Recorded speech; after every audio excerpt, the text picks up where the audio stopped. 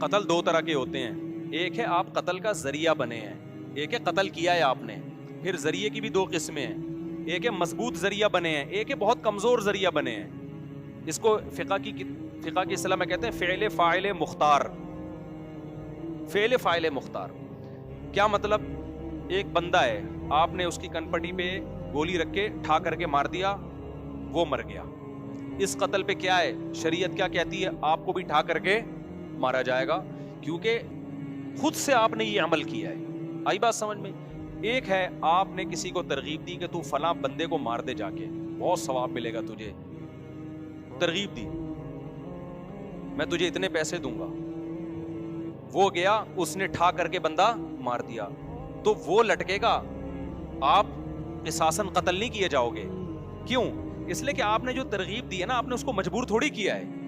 قاتل کو, قاتل نے بالکل اپنے اختیار سے مقتول کو قتل کیا ہے, اس میں آپ کی کوئی زبردستی نہیں, صرف موٹیویشن تھی آپ کی. تو موٹیویشن بھی جرم ہے. قتل نفس کا گناہ تو آپ کو ملے گا, لیکن دنیا میں اسلامی قانون میں یہ اس سے کم درجے کا جرم ہے کہ ایک آدمی ڈائریکٹ جا کے قتل کر رہا ہے اور ایک دوسرے کو قتل کرنے کی ترغیب. تو دنیاوی احکام میں یہ کم درجے کا جرم ہے. پوری دنیا میں اس پہ آپ کو لٹکایا نہیں جائے گا کہ جی ترغیب اس نے دی تھی. ہاں, قیامت کے دن تو آپ کو بھی قتل کا گناہ ملے گا. قیامت کے جو اصول ہیں وہ تو کچھ اور ہے نا, لیکن دنیا کے اصول کیا ہیں بولو, کچھ اور ہے. تو ترغیب کا تو گناہ ملے گا, اس پہ آپ کو عدالت چترول بھی لگا سکتی ہے, قید بھی کر سکتی ہے, سزا دے کے پھر چھوڑ دے گی, کیونکہ آپ نے بھائی اس کو صرف موٹیویشن کی ہے نا. کرنے والا کون ہے؟ وہ بندہ ہے. آئی بات سمجھ میں؟ تیسری صورت کیا بنتی ہے؟ ایک بندہ تھا, آپ چاہتے تھے اس کو مارا جائے, آپ نے قاتل کو کہا تو جا کے مار دے, اور میں نے اس کو پیچھے سے پکڑ کے رکھوں گا, باندھ کے رکھوں گا, تو اس کے سر پہ گولی مار دینا. مارنے والا کون ہے؟ قاتل. آپ کون ہو؟ پکڑنے والے. اب آپ بھی مباشر کہلاؤ گے. اب دونوں کو لٹکایا جائے گا, اس لیے کہ دونوں قتل میں پریکٹیکلی شریک ہیں. آئی بات سمجھ میں؟ ایک صورت کیا ہے, آپ نے کسی کو جا کے کہا, آپ نے کسی کو جا کے کہا تو مر جا, اس زندگی سے موت کیا ہے بہتر ہے. اس نے کہا اچھا یار یہ مسئلہ تو مجھے معلوم ہی نہیں تھا, اس زندگی سے موت کیا ہے بہتر ہے. اس نے بندوق اٹھائی, ٹھا کر کے اپنے آپ کو مار لیا.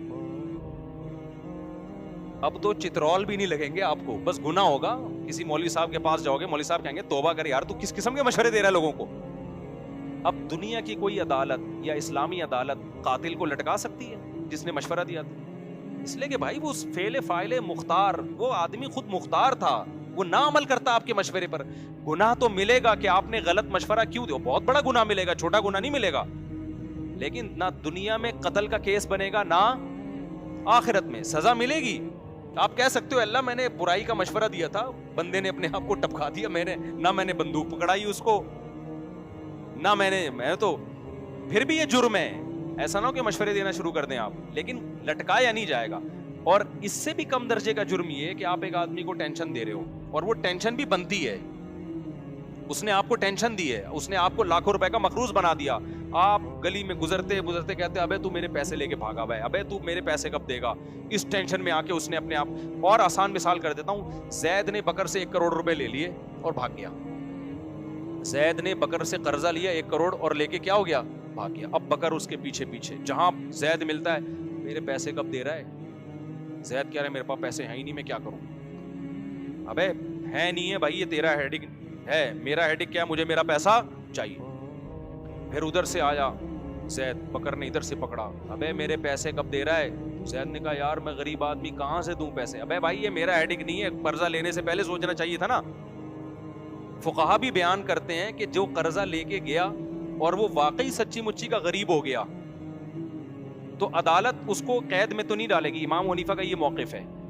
عدالت کیا کرے گی, بکر کو کہے گی تو جان اور زید جان, کیونکہ ہم اس کے پاس پیسے ہیں نہیں تو نکلوائیں کہاں سے, اب تو اس کو ذہنی ٹارچر کر کر کے نکال لے. عدالت یہی کرے گی کہ تو جا اور یہ جانے. اب تو اس کو پیچھا کرتا رہے, جہاں جہاں ملے نا اس کو بولتا رہے میرا پیسہ میرا پیسہ, یہ تیرا حق ہے. اب کیونکہ ہم تو نکال نہیں سکتے, ہے نہیں, چھوڑ بھی نہیں سکتے, کہ چھوڑ دیا تو یہ تو کما کے بھی نہیں دے گا. تو یہی قانون ہے. اب مجھے بتاؤ, بکر جہاں بھی زید ملتا ہے, بکر زید کو کہتے ہیں میرا پیسہ میرا پیسہ میرا پیسہ. ایک دن زید آیا, ٹھا کر کے کیا کر دی, اپنے گولی سے مار کے اپنے آپ کو ختم کر دیا. کیا دنیا میں بکر کو لٹکایا جائے گا کہ تو چونکہ اپنے پیسے کی ٹینشن دیتا رہا ہے اس وجہ سے بکر کو ہم پھانسی پہ لٹکائیں گے؟ تیری ٹینشن دینے تانے دینوں کی وجہ سے وہ غریب بیچارے نے اپنے آپ کو گولی سے مار کے ہلاک کر لیا. کوئی مشورہ دے سکتا ہے؟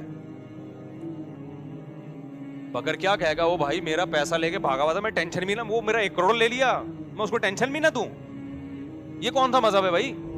ہم کہیں گے دیکھ تیرے ٹینشن کی وجہ سے اس نے اپنے آپ کو گولی ماری ہے, اس لیے ہم تجھے بھی چترول ماریں گے, گولی نہیں ماریں گے تو کم از کم ڈنڈوں سے کوٹیں گے ہم تجھے. تو بتاؤ یہ پاگل پنے کی باتیں ہوں گی کہ نہیں ہوں گی؟ ہم اس کو کہیں گے بھائی جان اس نے پیسے جب لیے تھے اس کو سوچنا چاہیے تھا کہ میں جب دے نہیں سکتا, یہ پیسہ ڈوب سکتا ہے, تو میں کہاں سے دوں گا. تو اب اس نے اگر اپنے آپ کو گولی ماری ہے تو یہ اس کا اپنا عمل ہے, اس گولی میں اس کا کوئی اختیار نہیں ہے, لہذا یہ گنہگار نہیں.